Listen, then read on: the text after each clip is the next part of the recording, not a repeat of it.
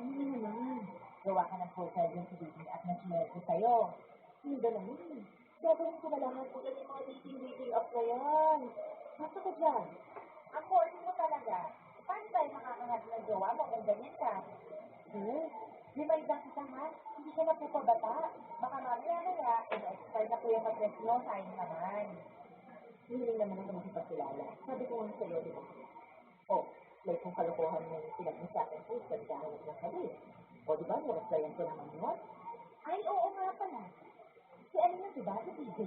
Oh, kumusta na kayo nun? Eh, wala, okay naman. Oh, eh, di ba nakita na kayo? Kailan next date?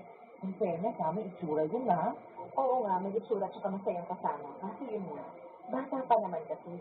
Biruin mo, 29 lang, tapos ako, ano, nagpas ka sa kalendaryo. Eh, ano naman, ang mahalaga, eh, nagkakasundo kayo. Okay naman siya kapsat, eh. Kasi iwan ko mga 1 week na wala natin yung paramdam. Ah, ayun. Kaya pala nitong mga nakaraan, eh, parang bugnutin ka kasi hindi naman pala nagpaparamdam sa'yo yung kasat mo. Ay, don't tell me, nakapol ka na doon. Hindi, talagang busy lang ako kasi syempre, since naka-maternity leave ko si Myla, ako muna ang nagko-cover ng work niya. Wala kinalaman si PJ dito. Umuwi ka na nga. Baka nag-aalala mo yung jowa mo sa'yo. Ay, ayaw mo lang na asarin kita eh. O siya, sige na. Mauna na ako. Pero kapag hindi nag-work yan kay PJ, ihahanap na lang kita ulit ng bago. Bye!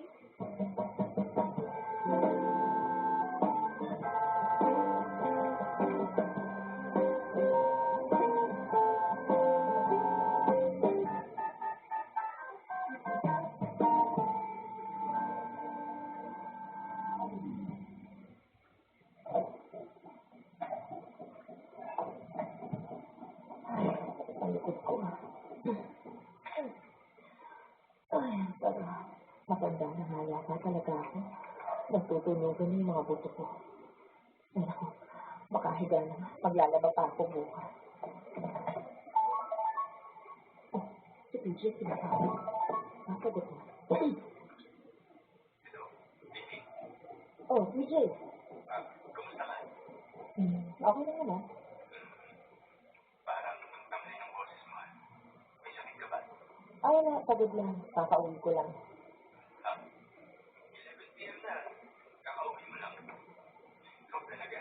Alam mo naman delikado na sa daan tapos nagpapagabi ka ba? Okay lang, marami naman akong kasabay kanina kasi Friday. Hindi ko lagi ka maraming nakakasabay eh. Paano kung wala?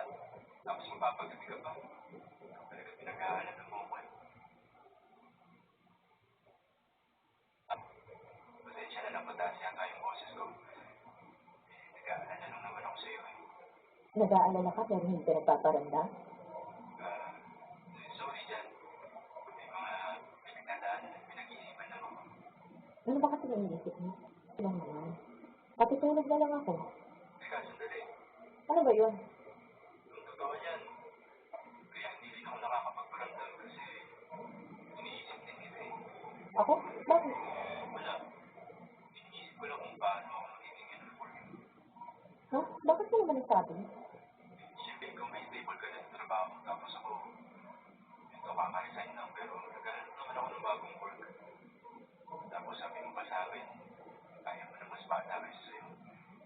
Ano, na-offend ba kita dyan? Ano,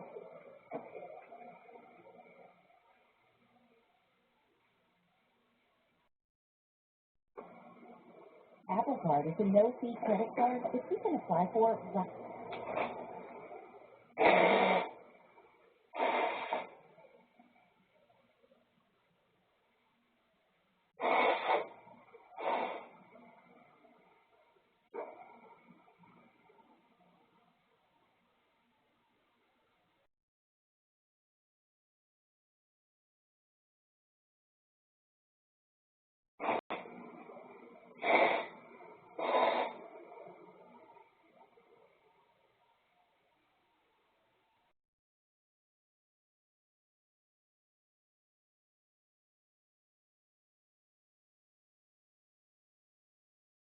From the wallet app on your iPhone.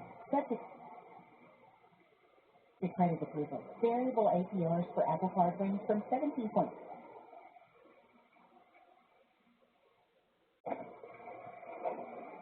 to 27.74%.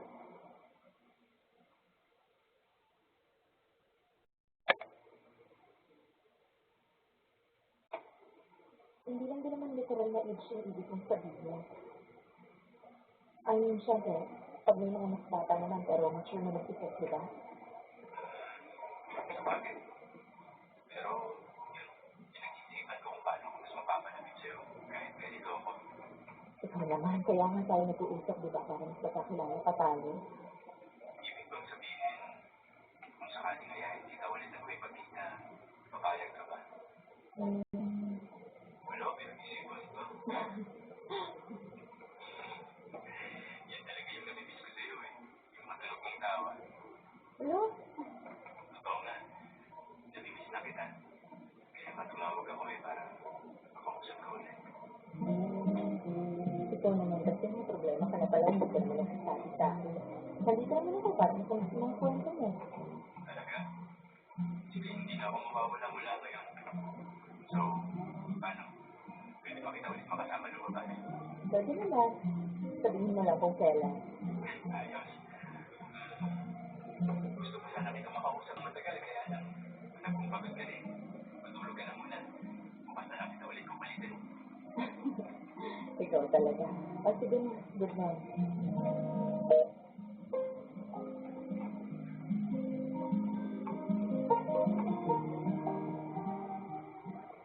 Malambing, masaya kausap, at very thoughtful si PJ, Poppy at Bea.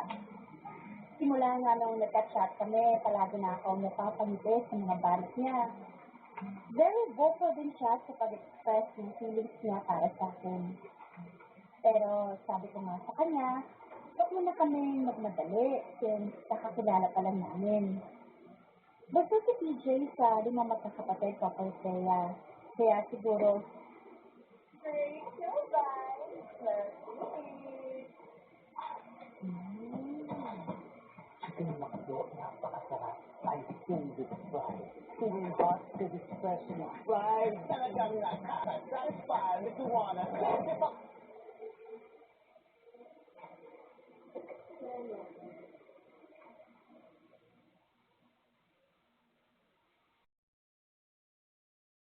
Ang mga kwento ng pag-ibig, kwento ng buhay, at kwento ng pag-asa dito sa Barangay Loves. Ang mga kwento ng pag-ibig, kwento ng buhay, at kwento ng pag-asa dito sa Barangay Love Stories.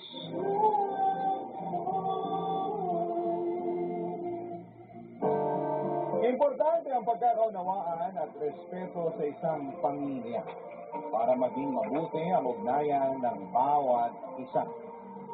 Kaya nga dapat ang mga matatanda ang maging ehemplo ng kabutihan upang tularan sila ng mga kabataan. Ikaw, kabarangay, isa ka bang mabuting halimbawa?